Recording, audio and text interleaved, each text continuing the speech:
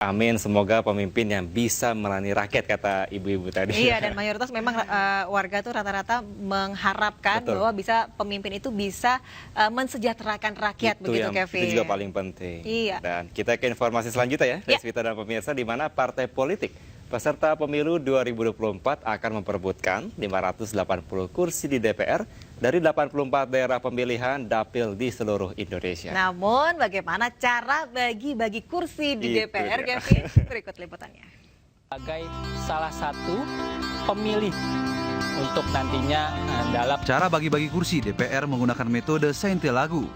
Metode ini digunakan pertama kali di Indonesia di pemilu 2019. Suara sah setiap parpol akan dibagi dalam bilangan ganjil, yakni bilang 1 dilanjutkan dengan bilangan 3, 5, 7, dan seterusnya. Aturan ini pun tertuang dalam Undang-Undang Pemilu Pasal 145 Ayat 2. Mari kita lihat contoh pembagian kursi di DPR. Penghitungan pembagian kursi DPR disesuaikan dengan daerah pemilihan atau dapil. Anggap saja di dapil Jakarta 1 ada 5 partai yang lolos ambang batas parlemen. Partai A 90.000 suara, Partai B 75.000 suara, Partai C 36.000 suara, Partai D 20.000 suara, Partai E 15.000 suara. Jika jatah kursi di dapil Jakarta 1, 5 kursi, maka penghitungannya dilakukan 5 kali untuk menentukan pemenang setiap kursinya. Pertama-tama, perolehan suara tiap parpol akan dibagi dalam bilangan 1.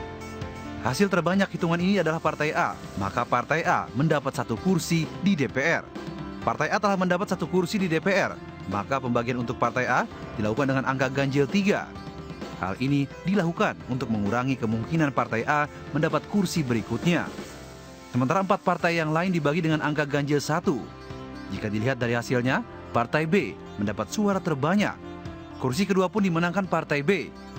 Partai A dibagi dengan angka ganjil 3. Partai B yang baru mendapat kursi juga dibagi dengan bilangan ganjil 3. Sementara 3 partai lainnya, C, D, dan E, masih dibagi dengan bilangan ganjil 1 karena belum mendapatkan kursi. Dari penghitungan ini, Partai C mendapatkan kursi pertama. Untuk perolehan kursi keempat, Partai A, Partai B, dan Partai C dibagi dalam bilangan 3. Partai D dan E tetap dihitung dengan bilangan ganjil 1. Jika dilihat dari hasilnya, Partai A kembali mendapat perolehan suara terbanyak sehingga kursi keempat jatuh ke Partai A.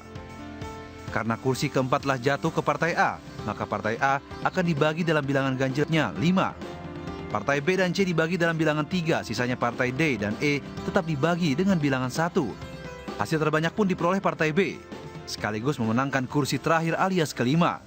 Tim Liputan iNews melaporkan.